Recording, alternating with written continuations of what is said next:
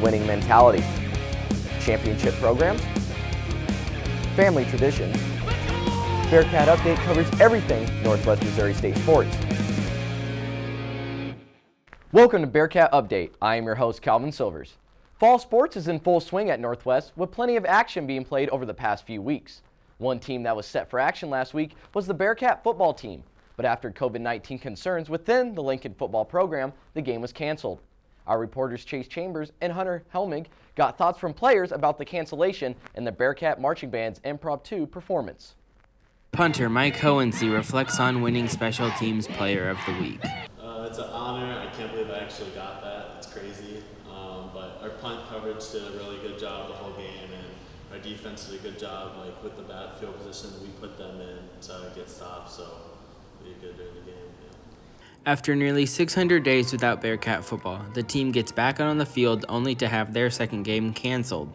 Yeah, Mike kind of hit on it already, but I think it was just kind of like a disappointment after, COVID is what took away almost 2 full years from us, and then seeing it come back around and already in week 2 have an effect on our final year season, the one we've waited for so long.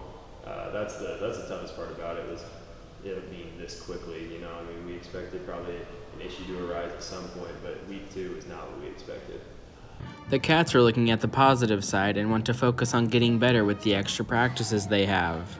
Yeah, the extra practices will definitely help. It gives us longer to scout them and see what their defense and offense is all about. Right now, we're waiting for the Washburn film because they play Washburn next week, but we have a solid plan already headed into week 3. Quarterback Braden Wright looks at the next game and also what he learned from the Fort Hays game. Yeah, I would just say that, we fought the whole time. We played a complete team game. That was good, all phases. Shout out Mike, he was the special teams player of the week, so that's always huge. And then our defense played an unbelievable game. Offense, we did enough to win, so it was a really complete team win. So that's kind of what we just want to take away: win the game in all 3 phases, and that'll be. Cohency touches on what he's most excited about finally getting back out on the field with the team. Just playing games again after the long year off. That kind of sucked for all of us, so we're all excited to get out there and play against someone else. Wright explains the added pressure within to execute and do good for the team. Yeah, there's always pressure on us regardless, but I think that pressure, a lot of it, can kind of come from ourselves. We're like, wow, we waited all this time. All these seniors stayed around, put their lives on hold to come back here. So that's where pressure for me comes to perform, is those guys have given so much to this program. Reporting for Bearcat Update, I'm Chase Chambers.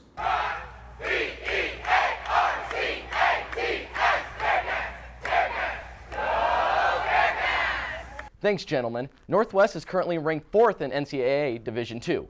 Northwest opened the season on September 2nd against Fort Hays State, winning 15-7 in a defensive battle on the road, moving to 1-0.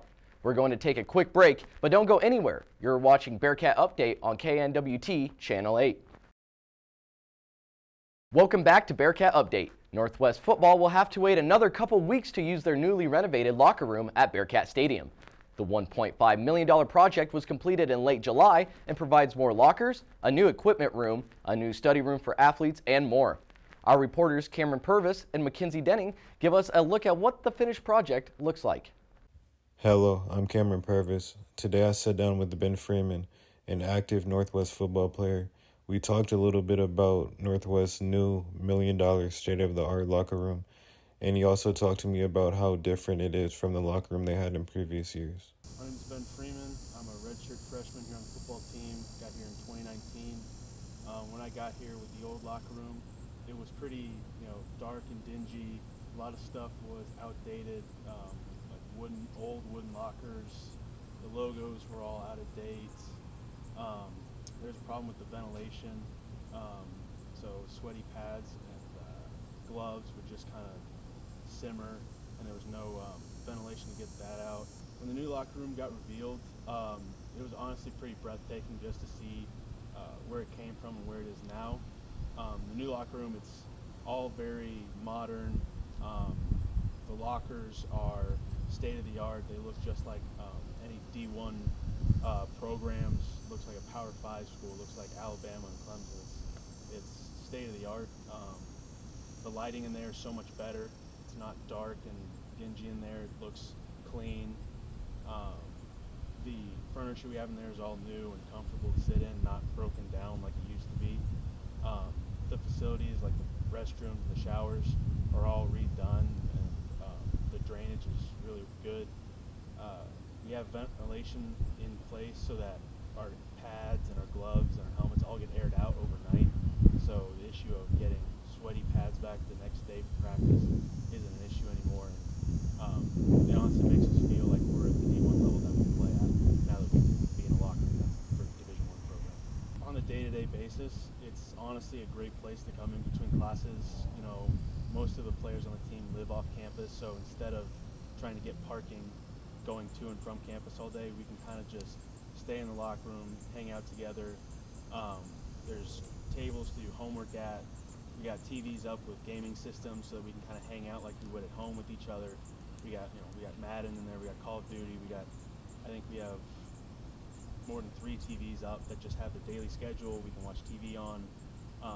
It's just a great place to relax during the low points in the day. We can just relax and come together as a team and just have fun with one another.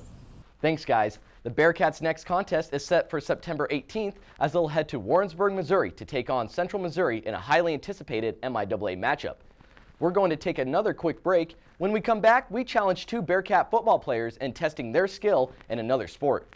You're watching Bearcat Update on KNWT Channel 8. Welcome back to Bearcat Update. Have you ever wondered if LeBron James could play NFL football? Michael Phelps a PGA golfer? Bryce Harper a PBA bowler? This week on Bearcat Update, our reporters Maddie Gerhart and Noah Stevens put 2 Bearcat football players to the test, challenging them in their softball skills. Let's check it out. Hey guys, this is Maddie with Bearcat Update. Today I'm here with Northwest football players Drake Kinsella and Peyton Plunkett. We're going to ask them a few questions about the upcoming football season and kind of how they're feeling about it. So, it's been about 663 days since you guys' last home game. What are your kind of emotions and how do you feel coming back here to Bearcat Stadium? Kind of just grateful to have a season. You know, COVID kind of gave us the bad luck, and really missed the fans, and hope to get a good season opener. Alrighty, so what are your guys' thoughts with this year? You kind of have essentially like a whole new squad and coaches. What are your thoughts on that? I just think, you know, the freshmen that came in, as well as the transfers and the new coaches and stuff like that, I think everyone's starting to come together really well. I think everyone's bonding really well, and we're becoming that family aspect that we always preach here. We're building depth with the younger guys, and the older guys are given leadership roles to kind of do that. So it's been a pretty good experience. Nice. We're so used to seeing you guys kill it out here at Bearcat Stadium, so let's switch up the environment. So we've seen these athletes compete at some of the highest levels in D2 sports. Let's see if they can do some of the basics in baseball and softball. First drill, throw down. Drake's up. Go two. Next up, Peyton.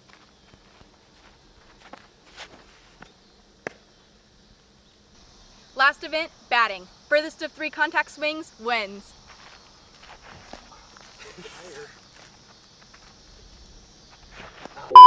Last event, batting. Furthest of 3 contact swings wins. Hey!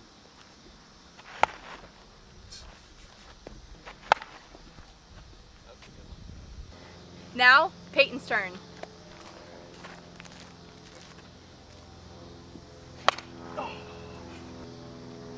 No!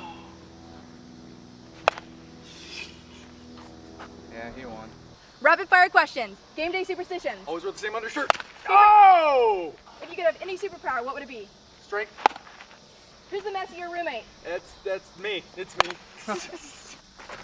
This is our furthest hit ball out here in center field. It does belong to Peyton Plunkett, but of course our hardest hit ball of the day belongs to Drake. Hope you enjoyed seeing our events today and having our football players take on baseball and softball. My name is Maddie. I'm Peyton. I'm Drake. Back to you, Calvin. Thanks, Maddie and Noah. Although these Bearcats weren't able to play last week, they got to work on their softball skills.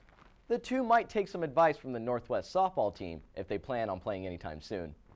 Bearcat Update would also like to recognize student athletes throughout the semester that excel at their sport or academically. For this week's Player of the Week, we pick all athletes of Northwest Missouri State. Athletes across the nation have worked through an entire year filled with COVID-19 and many uncertainties. And while we still have a lot of work to do, We thank the athletes for providing us with everlasting sports moments that take us outside of our everyday priorities. So thank you. That's going to wrap things up for this week's episode of Bearcat Update. Make sure to follow us on Twitter and Instagram at BearcatUpdate_8 and catch all of our previous episodes on our YouTube, KNWT Channel 8. Thanks for watching. We will see you guys next week. Winning mentality, championship programs, family tradition. Bearcat Update covers everything Northwest Missouri State sports.